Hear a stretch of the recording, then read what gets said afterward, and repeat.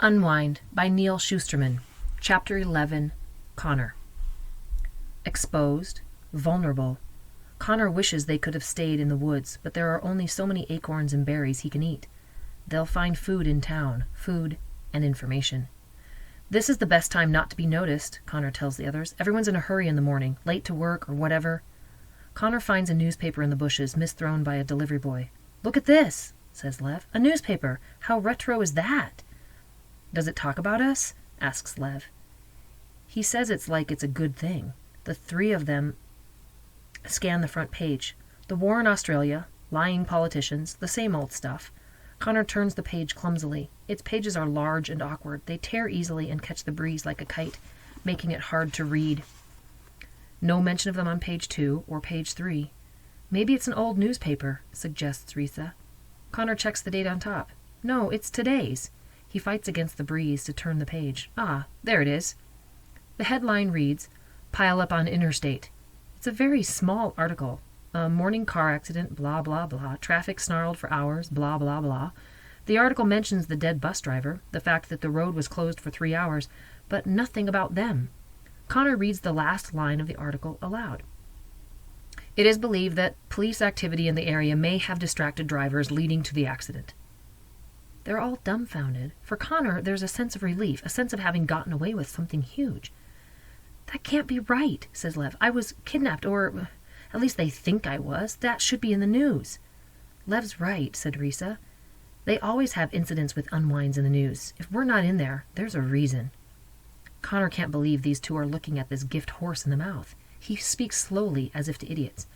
"No news report means no pictures, and that means people won't recognize us. I don't see why that's a problem." Risa folds her arms. "Why are there no pictures?" "I don't know. Maybe the police are keeping it quiet because they don't want people to know they screwed up." Risa shakes her head. "It doesn't feel right." "Who cares how it feels?" "Keep your voice down," Risa says in an angry whisper. Connor fights to keep his temper under control. He doesn't say anything for fear he's going to start yelling again and draw attention to them. He can see Risa puzzling over the situation and Lev looking back and forth between the two of them. Risa's not stupid, thinks Connor. She's going to figure out that this is a good thing and that she's worrying for nothing. But instead, Risa says, "If we're never in the news, then who's going to know if we live or die? See, if it's all over the news that they're tracking us, then when they find us, they have to take us down with tranquilizer bullets and take us to be harvested, right?" Connor has no idea why she's stating the obvious. "So what's your point?" "What if they don't want to take us to be unwound? What if they want us dead?" Connor opens his mouth to tell her how stupid that is, but stops himself because it's not stupid at all. "Lev," says Risa, "your family's pretty rich, right?" Lev shrugs modestly. "I guess." "What if they paid off the police to get you back by killing the kidnappers and to do it quietly so no one ever knew it happened?" Connor looks to Lev, hoping the kid will laugh at the very suggestion, telling them that his parents would never, ever do such a terrible thing. Lev, however, is curiously silent about it as he considers the possibility. And at that moment, two things happen. A police car turns onto the street, and somewhere very close by, a baby begins to cry. "Run!" This is the first thought in Connor's mind, his first instinct, but Risa grabs his arm tightly the moment she sees the police car, and it makes him hesitate. Connor knows hesitation can mean the difference between life and death in dire situations, but not today. Today it gives him enough time to do something Connor rarely does in an emergency. He goes beyond his first thought and processes his second thought. Running will attract attention. He forces his feet to stay in one place and takes a quick moment to assess their surroundings. Cars are starting in driveways as people head off to work. Somewhere a baby is crying. High school-aged kids are gathered on a corner across the street talking and pushing each other and laughing. As he looks to Risa, he can tell they're both of one mind, even before she says, "Bus stop." The patrol car rolls leisurely down the street. Leisurely, that is, to someone who has nothing to hide, but to Connor its slow pace is menacing. There's no way of telling if these officers are looking for them or just on a routine patrol. Again, he fights down the urge to run. He and Risa turn their backs to the police car, ready to stride off inconspicuously toward the bus stop. But Lev is not with the program. He faces the wrong way, staring straight at the approaching cop car. "What, are you nuts?" Connor grabs his shoulder and forces him around. "Just do what we do and act natural." A school bus approaches from the other direction. The kids at the corner begin gathering their things. Now, at last, there is permission to run without looking out of place. Connor begins it, taking a few strides ahead of Risa and Lev, then turns back, calling with a calculated whine, "Come on, you guys! We're going to miss the bus again!" The cop car's right beside them now. Connor keeps his back up to it and doesn't turn to see if the officers inside are watching them. If they are, hopefully they'll just hear the conversation and assume this is normal morning mayhem and not think twice. Lev's version of acting natural is walking with wide eyes and arms stiff by his side like he's crossing a minefield. So much for being inconspicuous. "Do you have to walk so slow?" Connor yells. "If I get another tardy, I'll get detention." The squad car rolls past them. Up ahead, the bus nears the stop.